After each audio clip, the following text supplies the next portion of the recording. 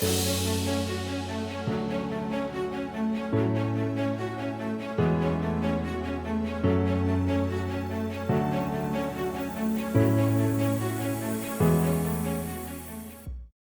and welcome to episode 8 of Mountain Mindset. My name is Andrei Mandzuk. I'm a mental performance coach, professor of sports science, and the founder of Mzk Performance. This week I'm joined by Sofya Yokoyama. Sofya is a member of the Swiss climbing team, having won the Swiss Bouldering Championship at just age 18 and competed at multiple World Cups and World Championships. What really stood out to me was Sofya's use of self-talk and how she structures using her inner voice to stay present while competing. On that note, let's dive into our conversation. Sofya, thank you for joining us. Thank you for having me. So start us off here. Tell us a little bit about your journey, a little bit about yourself. So, my name's Sofya. I'm 22 years old and I'm a climber for the Swiss team. Been climbing since the age of 7 and gradually got into comps and training hard for climbing and haven't stopped. And then what's something that we might not know about you? Um, well, a lot of people have questions about where I'm from since I'm climbing for the Swiss team. I speak English perfectly. I also speak French, but I also look Asian. So a lot of people ask me, "Oh, where do you come from?" And just to maybe like clear things up, I was born in Switzerland, but my mum's British and my dad's American, Japanese, and Russian descent. So that's a very good mix. And well, speak English with my parents, learned French when I moved to the French part of Switzerland, and speak a bit of German since that's one of the languages that we speak in Switzerland, and also learning Russian since my dad speaks Russian. So that would be quadlingual, 4 languages, 5 languages? 4 languages, yeah. If I can get bilingual, if I can get fluent in Russian and German. How is learning that going? It's hard. Don't have much time with university, but I'm trying to still continue. And you're based in Switzerland right now, that's correct? Yes, exactly. Fantastic. It's I'm always very jealous of people that can speak multiple languages. It blows my mind. Yeah, I love languages. I'd really love to speak more. So when you think about your climbing career to date, are there any standout moments or any particular highlights along the way? Yeah, so one of the best moments for me were the World Championships in Japan in 2019, where I managed to make my first semifinals in bouldering. So that was really fun, and just the experience in general, being able to go all the way to Japan to compete. We stayed there for like 2, 3 weeks. It was just so fun. Would you describe yourself primarily as a boulderer? Because I see you've competed in combined and speed climbing also. Yeah, so I'm more of a boulderer. Um, I did train lead and speed for when there were the Olympic Games qualifications for 2020, but I have dropped speed and I'm focusing a lot more on bouldering and then lead here and there. And you think you'll compete primarily as a boulderer going forwards? Yeah. So how about any challenges along the way when you reflect on your career and you reflect on this journey? Have there been any kind of particular challenges that you've come across? Um, there haven't been really any particular challenges, but usually just like sport wise, when you have objectives and that you don't manage to fulfill the objectives, that's very frustrating and hard to get over. And then more like life wise in general, kind of figuring out what you want to do.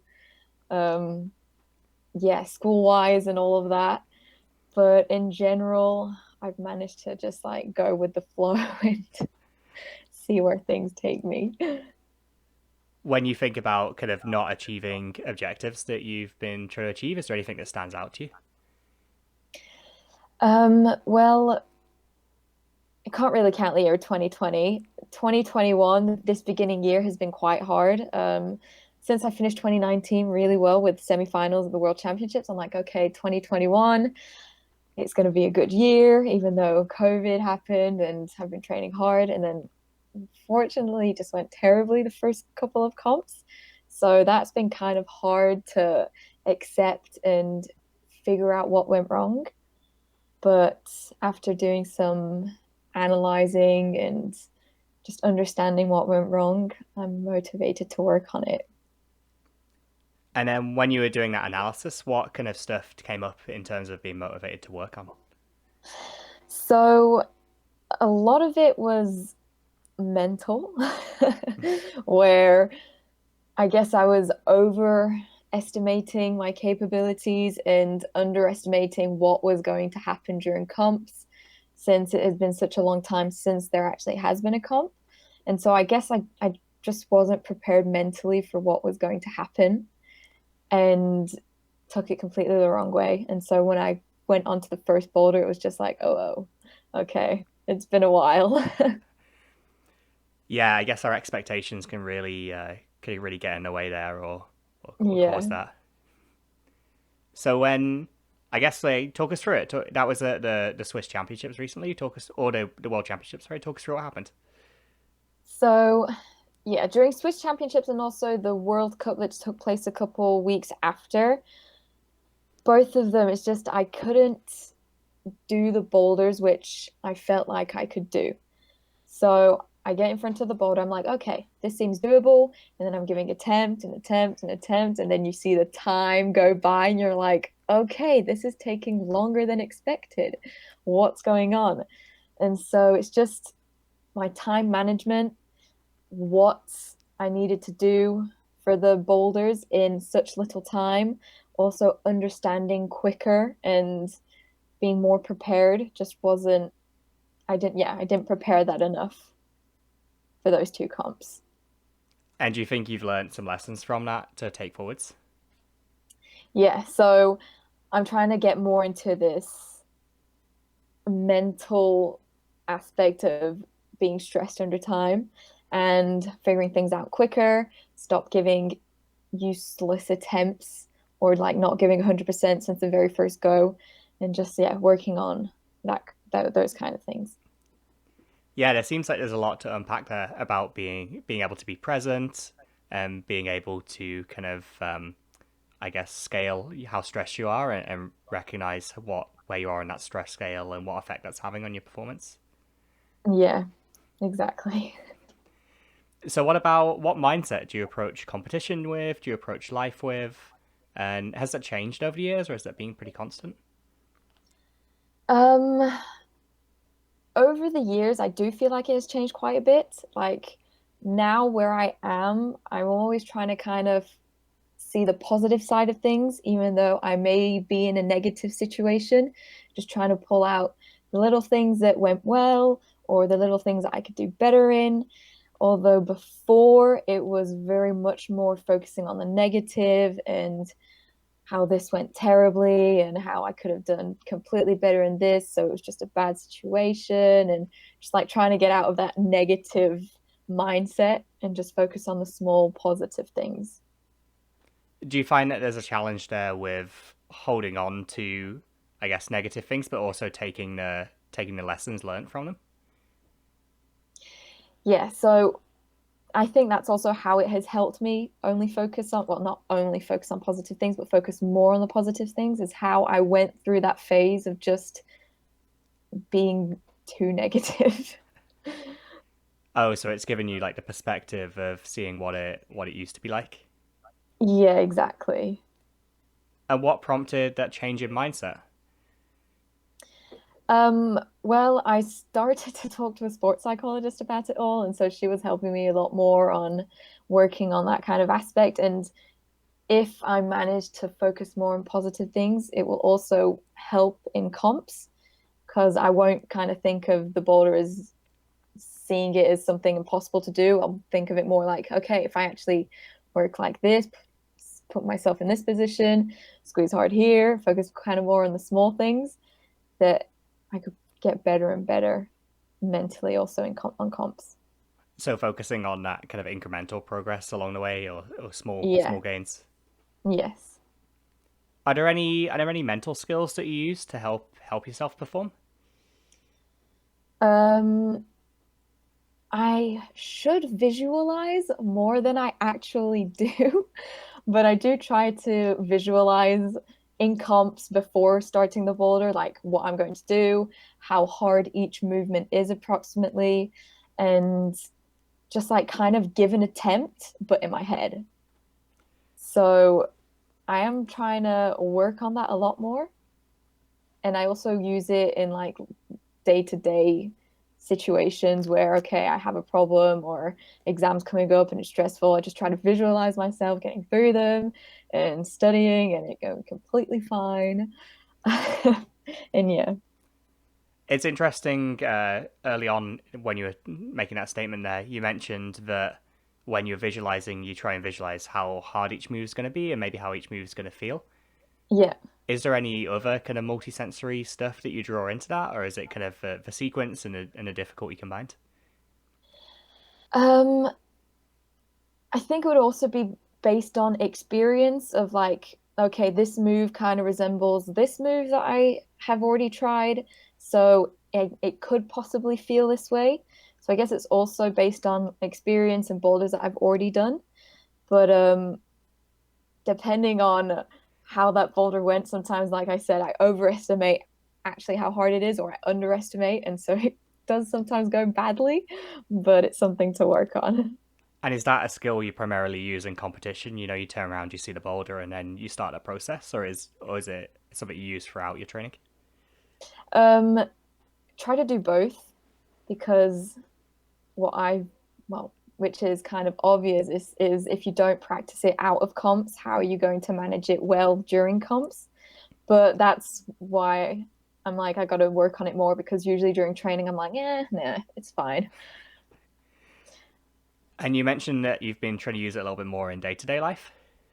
Yeah. So just like on small aspects, like if you're going through a stressful situation, just like visualize myself getting through it and things that I could do that could help and stuff like that. Yeah, so is it mostly visualizing the outcome in that situation, or is it visualizing kind of how you're getting through it and you grappling with the challenges? What does that look like? Yeah, a bit of both. So ways that I could manage to get through the situation, and then the end outcome if I do it a certain way, which usually ends good. Yeah, yeah, you'd hope so, given that it's your Yeah. visualization. Are there any other skills or strategies that you use as a competitor or as part of your training? Um, well, like I said before, kind of just focus more on positive aspects instead of like looking at a boulder and saying, oh, this move seems extremely far. Just like turn that thinking into saying, oh, going to have to give a bit more power instead of just like, yeah, not having this like negative side and thinking, oh, I'm not going to make this. Just like think more, oh, more power, more strength, and then it'll be doable. It sounds like you're almost turning like a threat into an opportunity there. So you're saying like, hey, this is a really hard move, and this is an opportunity for me to like show how strong I am or be really powerful, kind of like priming yourself for it. Yeah, exactly. And then how about habits or routines? Is there anything that's been a real game changer for you, or anything you do regularly that you think really helps your well being or your performance? Um, I have recently started to write down like everything that kind of comes through my head if depending on the situation. So like for comps, I do at the end of the comp feedback and where I write down the good stuff, the bad stuff, how I felt, things that I could work on. And I find that that has helped me a lot because usually before I wouldn't write it down. Then I'd say, oh, I'd remember that I need to do this, this, this, this, and this. And then I'd forget half of it. And so, yeah, writing down has been quite helpful. And also just like, yeah, day-to-day life, if I have a lot of things to do and it just stays in my head, I start to get a lot more stress than if I actually write it down and I see that, okay, I've got to do this and then this and then this, and that does help a lot. Do you have a particular format that you write that feedback down in? Um, no, not really. I just kind of go with the flow. And then do you have a journal that you keep that in, or is it in like a folder? What does that look like for you in terms of note keeping? I have three journals, one for training, one for like life in general, and then one for just like school stuff and organizing for, yeah, what I need to get done for school. And that kind of like separates all three. And yeah, I don't like having it all in one book because otherwise it just seems too disorganized. And then with that reflection, is it something that you just do after competition, or do you use it after training days too? I do also use it sometimes after training days, but a lot less. Mostly when if I feel tired. Um, well, usually what I do for training is that I already write down every day what I do. And at the end of the day, how I felt. So for training, I don't do it as much since technically I'm always writing down what I do during the day for training and how I sleep and stuff like that. Okay, so you've already got that kind of that data or those notes kept. Yeah. Is that something you've been doing for a long time? Is that something that you've kind of picked up recently? So training I've been doing this for quite some time because coaches are always like, you've got to document your training, keep it somewhere, how you feel. So then if ever you do feel really good, you can always look back, see what you did. And so I've been doing this for quite some time, but there's always been some times where I'm like, I forget to write down what I do and how I feel. And so there's sometimes some blanks, but I try to keep it done regularly. Is that something you found yourself improving at over time? Yes.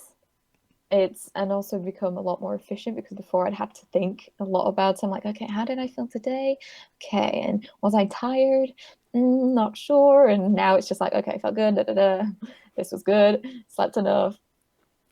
It sounds like it's become kind of an automatic habit and something you're really familiar with now. Yeah, definitely. How was that learning process to get to that stage? Was that something that you had to like put a lot of work into, or is it more just kind of you kept doing it and it got easier? Um, I do feel like I had to put quite a lot of work into it because I would usually forget. Like at the end of the day, I'd just be like, I'm going to go to bed, rest it off. So I'd go like a week without writing anything in it. And then I'd be like, oh, shoot, I've got to write down in my journal. So it'd just be like quickly writing down. I wouldn't remember how I felt at the beginning of the week. And so it'd just be like in general. But now I've gotten more into detail and I do it every evening. So it's a lot more precise on how I feel. And so it did take some time to find that regularity. But yeah, it was a process that I just needed to remember to do.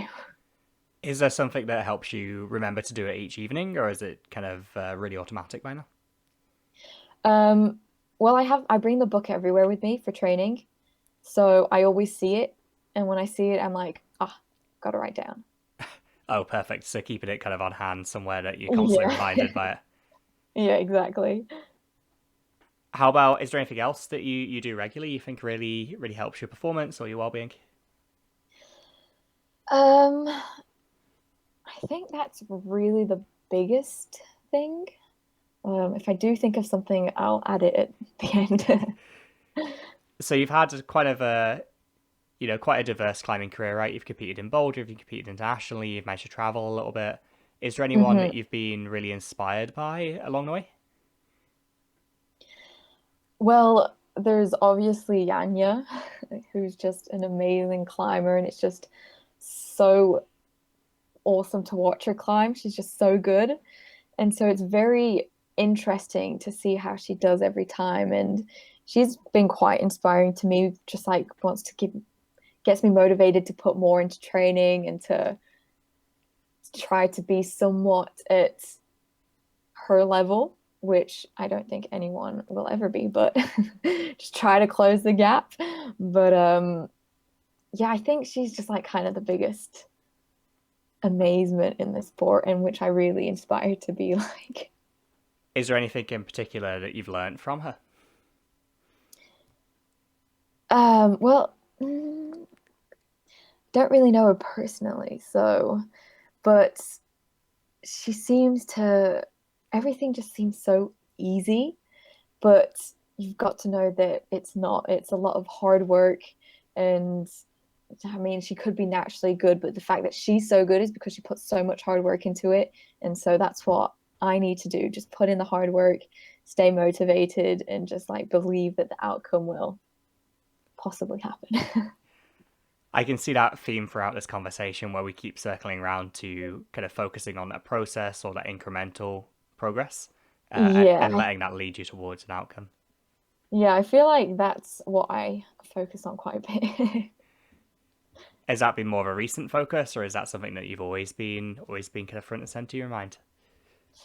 Um, well, I think over the years it's developed a lot more to yeah, focusing on where things will bring me. Otherwise, before I wasn't mature enough. I was still at home and school was just okay, you got to do this, this, this, and this. But now with university, it's a lot different, and you've just got to be a lot more organized and know what you do. And so I feel like over the past years, especially probably since I've started uni, where yeah, I've just needed to be a lot more organized, needed to know what I'm doing and what to do to get there. And yeah, I feel like since really I've started uni that's kicked in the most.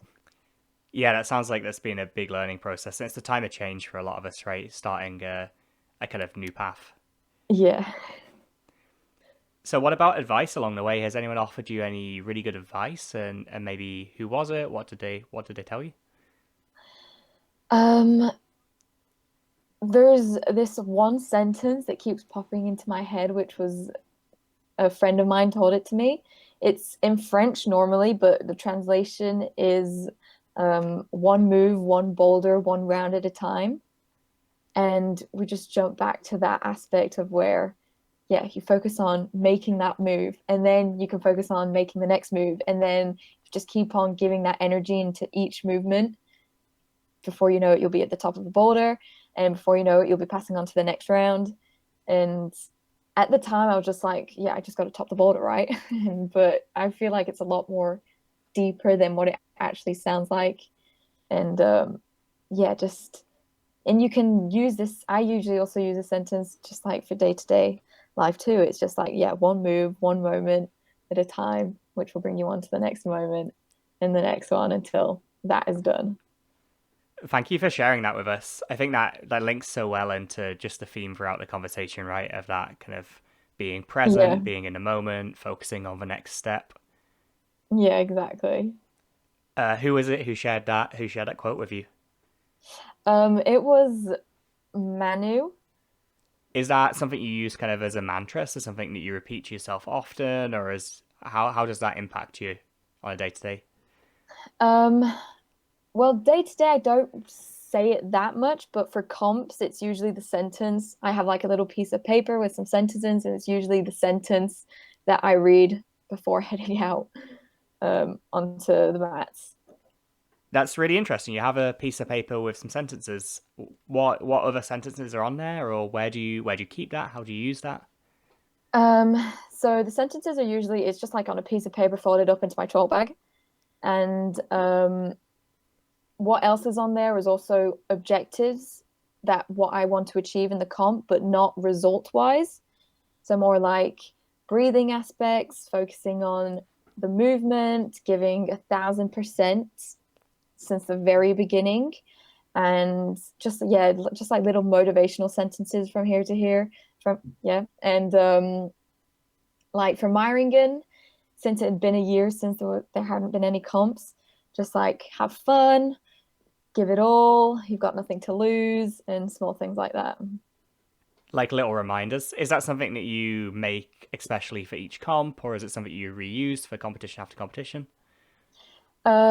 There's one paper that I reuse, but I've lost it.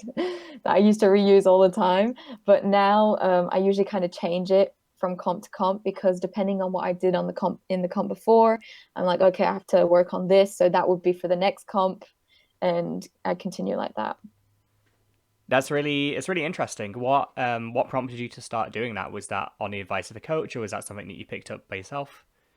That was my sports psychologist who recommended it to me. It was also the coaches who told me to like write it down, write what gets you motivated. But my sports psychologist was really the one who told me, yeah, write down small objectives and what you did well in a comp before and what you didn't do well, so then you can do better in the next comp. and we would usually talk about the comps together and then write down the objectives together for the next comps. That's fantastic. Is that something you look at when you're in ISO, or like when does that come into play in your competition kind of cycle? Yeah, in ISO and also when you're on the chair, right before going out, just like take it out my chalk bag, quickly have a read. I'm like, okay, I'm ready. Well, thank you again for sharing that with us. I think that's really powerful advice for everyone tuning into this, and No problem. something we can apply in climbing, but also in life too, right? There's Yeah, plenty of areas we can make use of that. yeah. If you were to give your younger self advice, if you were to think back, 4 years, 10 years towards the start of your climbing journey, what advice would you give a younger Sophia? Um, I would say, who cares what people think? Just like there's always going to be someone there who's going to criticize or who's not going to be on the same, will not have the same idea as you. And so you're never going to keep everyone happy, but just focus on yourself, focus on the things that make you happy and that what you're motivated about. And who cares what other people think about what you do if you're enjoying yourself? I think that's fantastic advice, in climbing, outside of climbing. Yeah, it's something that I was too preoccupied about when I was younger. A lot of what people thought, how I climbed, and now I'm just like, okay, well, there's always a small aspect where I'm like, okay, maybe what I wonder what people thought about that. But now I'm just like, yeah, let it go. Yeah, I'm sure that will serve you well going forwards as well, and that's such an important lesson for all of us to learn. Hmm. So what's the future look like for you? What have you got planned going forwards? Thinking 5 years, 10 years in the future, but also short term. Well, short term, I would like to finish uni as fast as possible. So hopefully by next year in 2 years I'll be done. More long term, there's the Olympic Games in 2024. Um, and then maybe why not even in 2028? I think I'd be like 30, and then I'm comparing myself to Akio, and I'm like, she's 31, could be doable depending on how things go. So for now, I'm just like climbing. I would like to climb for as long as possible. And then what I'm studying now would be something that maybe I could work in the future, but that will be after climbing. Yeah, we were chatting before we started recording about school, and you've not got too long left, right? One year, maybe 2 years. Yeah, exactly. So I'm studying forensic sciences and I'm in my second year, which I'll finish in June after exams. And I'd start my third year in September. And if I do that at 100% or 50%, it'd either take a year or two. And you mentioned potentially kind of the Paris Games or onwards from there. Yeah, that would be cool. 2024 in Paris. It's not too far from Switzerland either. No, a nice short kind of journey. Yeah, could have the whole family come and watch. And finally, your final point was that you'd like to be involved in climbing for quite a long time. Yeah, I yeah, it'd be something cool that I could do if my body allows me to continue for as long as I would like. And then whenever that ends, focus on the after stuff. I like that kind of split you've got there between kind of climbing and then your career and having like really, really clear boundaries or definitions between them. Yeah, well, because that's the thing, I don't really know when I'm going to stop climbing. It could be like tomorrow or it could be like in 10 years. So since I'm in a position where I can climb, um, I don't really worry about work or finding a job or stuff like that. So what does your support system look like? Who have you got around you? Who's in your corner? Well, family, friends, boyfriend, they're all really supportive and they really encourage me and yeah, they really enjoy what I do. And my friends especially, they're always like, "Oh, you don't know her? She's a climber for this was deep, she does this," and sometimes a bit embarrassing, but yeah, they're really supportive and I know they're always there if I need to talk or figure stuff out. And so the support system is really good for what I have. And then what about any sponsors? Is there anyone you'd like to shout out or anyone that's really supporting you there? Yeah, so in Switzerland, you have like a canton support system for athletes. So I get a lot of support from them every year, depending on my results. And so I'd like to thank them. And also, there's a national Swiss support system for athletes, which also help athletes depending on their results. And that's Fond du Sport and Aide Sportive. And so they're two big sponsors that, well, that's what allows me to really focus on my sport and studies instead of worrying financially. That sounds like a fantastic support system for all of your athletes there. Yeah, well, unfortunately, not everyone manages to get it, but I'm very lucky to be one of them. And you mentioned that's results based year on year. Yeah, so So it could end next year. I'm sure you continue to qualify for it. Sophia, thank you for your time today. Have you got a number one takeaway for us, or kind of any closing words? Well, like you said, the conversation was really much on focusing on little things and taking importance and what counts. And I guess, yeah, just really focus on yourself, what you enjoy, and your health, and yeah, just live life like you want to. Sophia, thank you again for your time. Where can people connect with you? You've got a fantastic YouTube channel. You're really active on social media. Where can people follow along? Yeah, so you can find me on Instagram. I do have a Facebook page, but I'm not as active on it. And I've recently started YouTube. So if you want to head over to the channel, you know where to find me. I'll put all the links in the description, and you folks should definitely check out Sophia's YouTube channel. Some great content, and you're uploading really regularly, right? Yeah, I try to upload weekly, sometimes twice a week, depending on time and if I can, if I have time to edit. But yeah, usually weekly. Amazing. Sophia, thank you again for your time today. It's been great to hear your insights on this stuff, and I really appreciate getting a chance to talk to you about it. Thank you for having me. It was fun. Thank you for joining me for that conversation with Sofya Yokoyama. I loved hearing Sophia's reflection on the skills that she uses and her clear drive to keep improving as an athlete. As always, if you enjoyed this content and want to see more like it, then please take the time to share it with those around you and subscribe on whatever platform you're joining us on. I've been Andrei Mandzuk, and this has been Mountain Mindset. Until next time.